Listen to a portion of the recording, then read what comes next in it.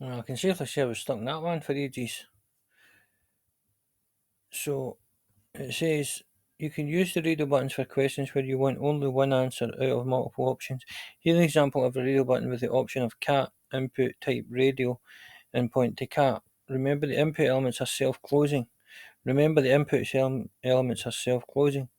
Remember the input elements are self-closing. I read that 3 times so you can understand. Remember the input elements are self-closing. Before the text input, add a radio button with the option set as indoor. So basically what you've got the new is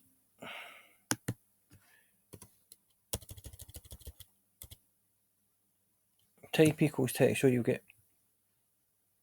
input type and then it equals text, but now what you want to do is input type equals radio, point to space indoor, and then you need another input type,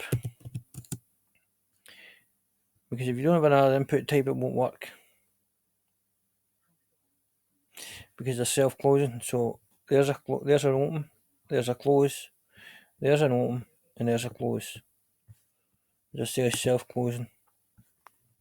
Yabba dabba do. Moving on. So obviously it's stuck because I was stuck on it for ages here.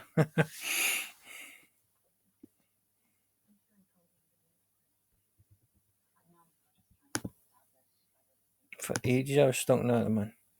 Right, label elements are used to help associate the text for an input element with the input element itself, especially for assistive technologies like screen readers, for example. Label input. A label tag input type equals radio cat label makes it so clicking the word cat also selects the corresponding radio button. Nest your radio button inside a label element.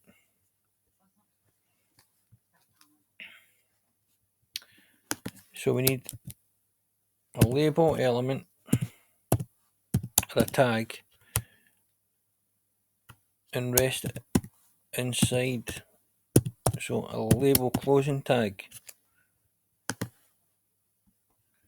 Yabba dabba do. Moving on. The ID attribute is used to identify specific HTML elements. Each ID attribute value must be unique from all other ID values for the entire page. Add an ID attribute with the value indoor to the radio button when elements have multiple attributes. The order of the attributes doesn't matter. So we need to add, in here ID equals inverted comma indoor.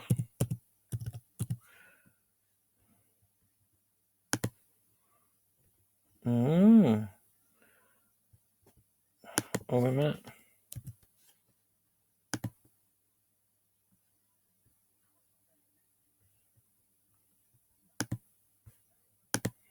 Right, we'll reset that. Right, so wait a minute.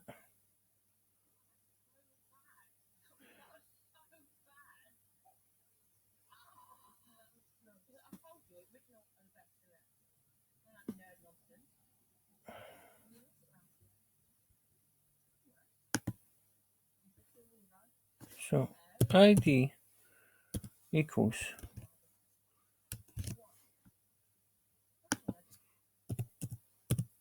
indoor space. Oh.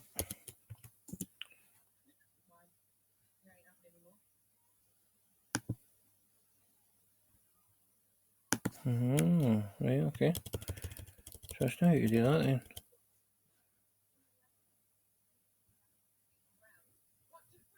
Unless we do ID equals indoor.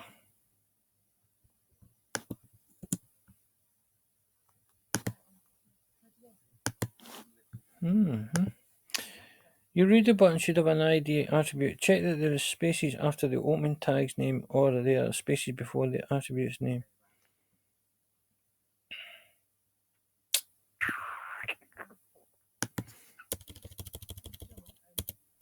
Hold on, right. So input type, right? So